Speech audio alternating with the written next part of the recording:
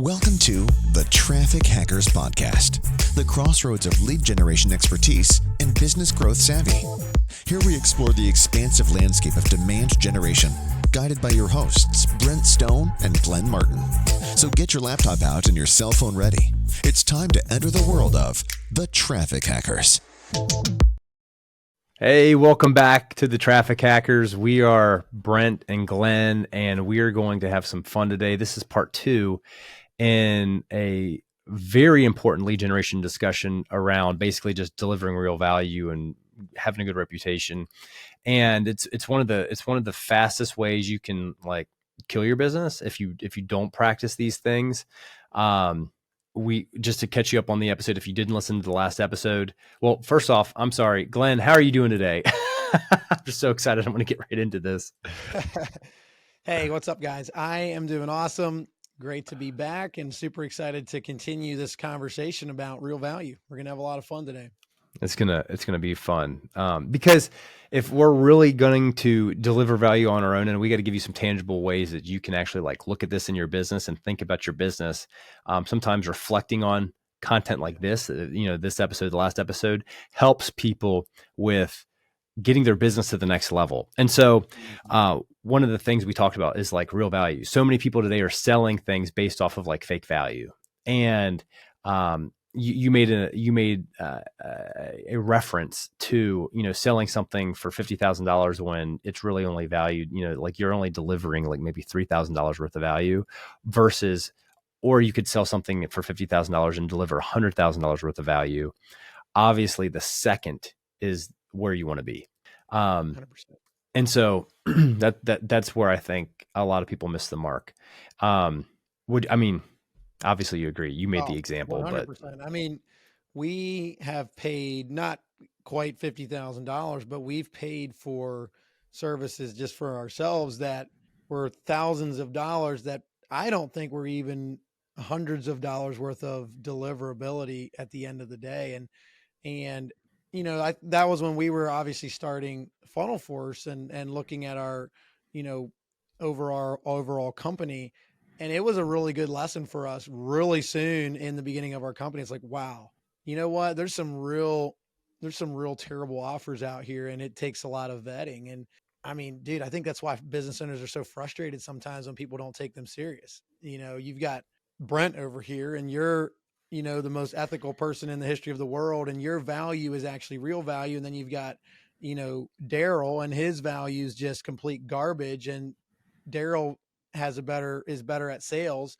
And now you can't figure out why no one takes you seriously. And Daryl's over here shystering people, and you're just like, what is going on? That's why we're having this conversation, because you got to be able to stick that out, and your business reputation will stand the test of time, even if it takes you longer to get started. Yeah, it's so true. I mean, here's the thing. If you got a good reputation, then you can have long-term business. Most people, like post-COVID era, it's like they see Instagram and hundreds of people being like, oh, you can start a business online, and you should. And you should. But before you do it, you really need to understand why you're doing it.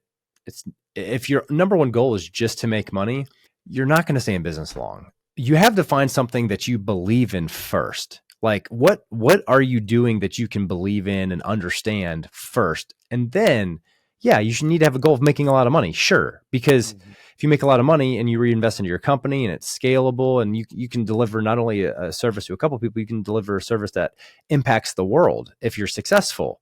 But that unfortunately, we've run into people, they don't have that thought process. And so anyway, today, here's what I want to talk about today is why businesses don't do this. So I'm just going to call it out right away.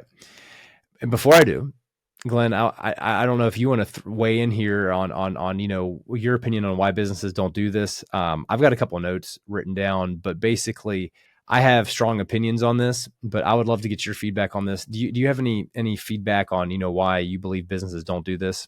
I think they think it takes too much time, and the ultimate reason, I believe, is they're lazy, and they care only about themselves. They're lazy and they're selfish, and that's my two overarching reasons. So dive into yours, because I could obviously unpack those a little bit more.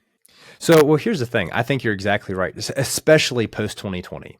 I mean, I don't know what happened, but it just seems like work ethic. Like we have a business, another business, like outside of what Glenn and I have. I say we, my wife and I, and trying to get people to show up to interviews for like real jobs. Like it's wild. And especially for the positions that we're offering when we know we're paying $2, $3, $4, $5 more an hour more in most cases than what other people in the same industry in our geographical area are paying. It is wild. Anyway, so yeah, that's just my side. So yes, I agree 110% with what you just said. Now, here's some of the notes that I wrote down here, and I'm going to go through this quickly so we can have some opposite thought process here on how to actually build value and reputation and whatnot. So why businesses don't want to put in the time to do this? Because money. It's adding overhead to their business. So when you automatically get shystered, the first thing you got to understand is that business owner wants to make a profit, and they should want to make a profit. That's okay that they want to make a profit, but they should also deliver value at least equal to plus, some margin of 20, 30% more than what you paid. So you actually get benefit from you investing your operating capital into that service. But the person selling you the stuff, they've got to make money. But if they're gouging you and they can't deliver on the value, that's where the problem is. That's the problem. So, and I'm not saying that you don't give them adequate time to fulfill that value, because maybe I've seen people that have a really good offer in a sense to where they'll charge a whole lot up front and they'll work with you until they basically deliver back like twice what you paid or something like that. Like I've seen guarantees like that. You know what? If people hold to that I think that that's a good offer, because if they're not only wanting you to get the money that you invested out of it, but times two, then they've given you something. Now, if it's like 5 years down the road, that's not really a good offer because of inflation. And if they can't return that capital back to you sooner for you to redeploy that capital into something else, that's not good. But that's a whole nother discussion. So here's the other thing. Businesses, it takes away, typically, unless they're like in software, which is a whole nother conversation, but it takes away from their ability to have high volume of output. So if people are selling like consultative services and they're charging, $500 an hour, well, it's not like they have 30 hours in a day and 9 days in a week. So they have to be able to like deliver what they sell. If they've got to be on site, well, they can't be in two businesses at the exact same time. So there's limitations there. Now you sell software and you can keep increasing the value of your software with, updates and live help and tech support and different things. Like there's different things you can do to increase value there. But I mean, if people are going and just buying your software, I mean, you can sell 1 million subscriptions today. And then what you should do is you take that profit and reinvest it into things that are going to raise the value. So you elevate your customer experience and you have this upward cycle, because then they get happy and they go tell other people. And then you have 2 million people buy subscriptions the next month. And that's just, in my mind, that's just common sense. Do you have any feedback on that, Glenn? Do you have any feedback for people on, what other reasons why business, or if you want to unpack the reasons why you gave initially? Well, I'm going to go with like online businesses and I think where a lot of people get this whole value stack, this whole value ladder, it initially came, I believe, Russell Brunson really made it popular, of like the value ladder. And the reason I say people are lazy and they're selfish is they didn't take time to understand why the value that he places on something was 10 times what he charged. And it was due to actually what he was going to deliver was actually worth 10 times what they were getting. And instead of them really taking each thing and saying, well, if you charge $97, how was that worth, 970 or 9,700? What's the difference?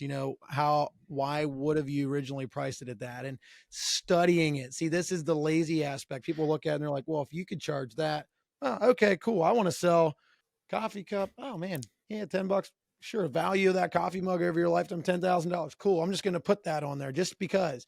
And so it creates this fake value ladder where people just don't take time to think and they don't take time to study their specific market and say, all right, so if I want to charge this price, what's actually in the market? What is, if I take market value and I do market research, what are actually people charging for this? And what can I, and doing their studying and putting the work in, and they show up and they know, like they know that they know that they know that what they're charging is way more value than what they're actually asking as a ticket price. See, that's a business owner that understands. And someone's like, well, how did you, I've got this question on sales calls.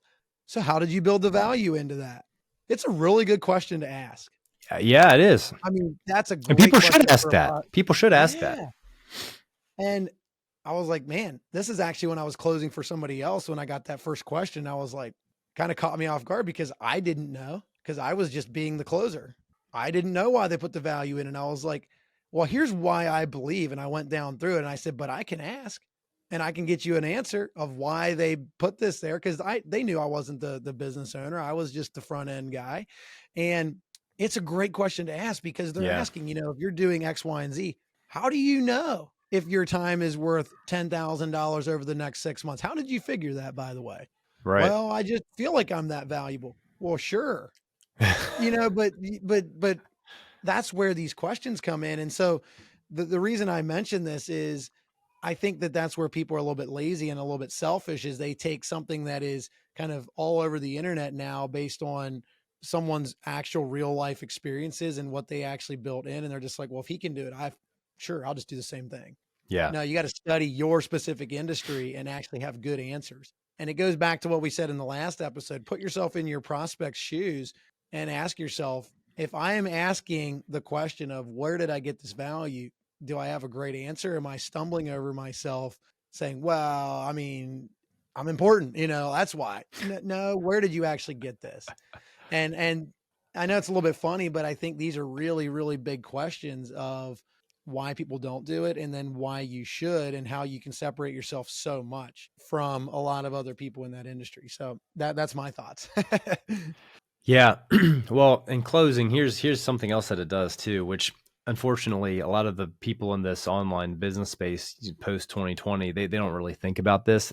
What they're doing is that if they just falsely raise their value and they're selling a similar thing to people over here, what ends up happening is not everyone, but a lot of people start trying to keep up with the whole thing.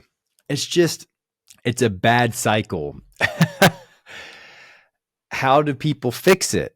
And here's the thing that I'll say is if people want to reverse engineer how much they're charging, how much value they're actually delivering to a small business based off of like their testers that they've done, like if they've got a beta group, how much value have you been able to produce in your beta test for a potential client? And I think that would give people more of a realistic way on how they should price things. And then once they get to the point where they can sell that really, really well, then they start to realize, oh, well, this is selling all the time. I'm struggling to even just fulfill this. I need to price it higher so less people buy. So they just raise it a little bit just to basically slow down the volume. So they raise the price a little bit, but then people keep on buying. Well, they're like, wow, okay, well then the market's higher for this service.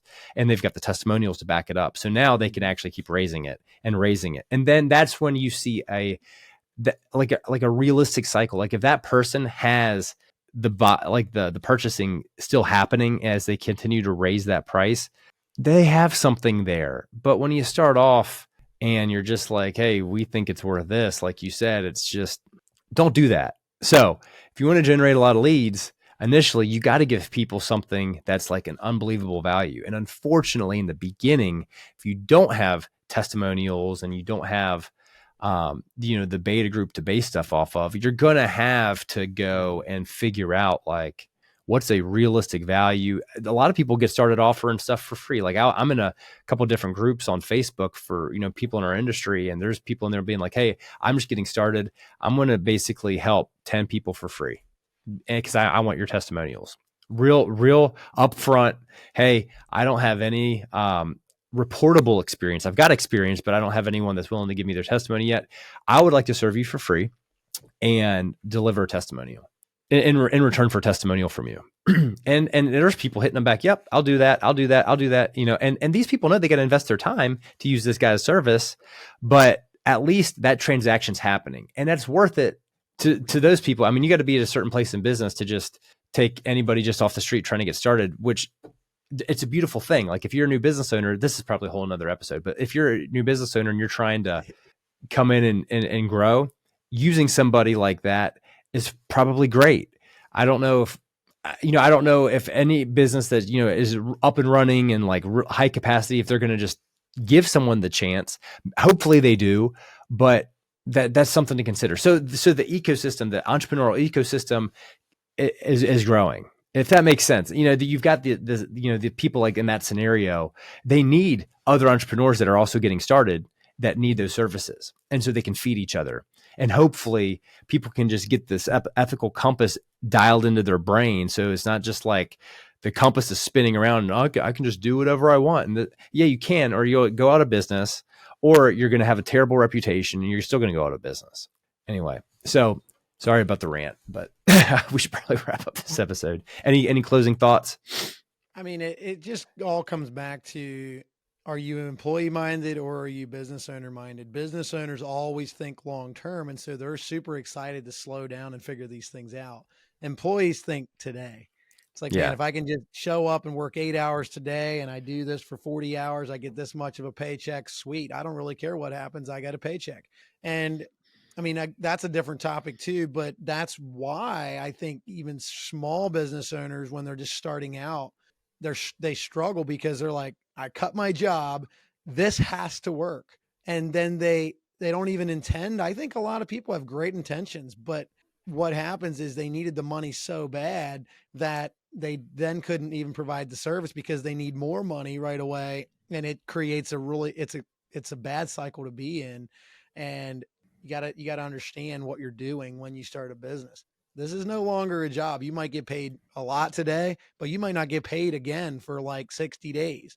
Can you do that? You know, and I'm painting some pictures here, but a lot of business owners that have initially started out can definitely relate to that, where it can be amazing today and not amazing in the next 3 weeks if you don't understand what you're trying to accomplish. So that's it. Appreciate you guys for hanging out with us. Brent, I'll let you wrap it up. Sure. Well, thank you, Traffic Hacker community, for tuning in to us. Thank you for giving us your time. And we're excited about being able to go into new topics here in the next episode. But with that being said, we'll see y'all here very soon. Take care.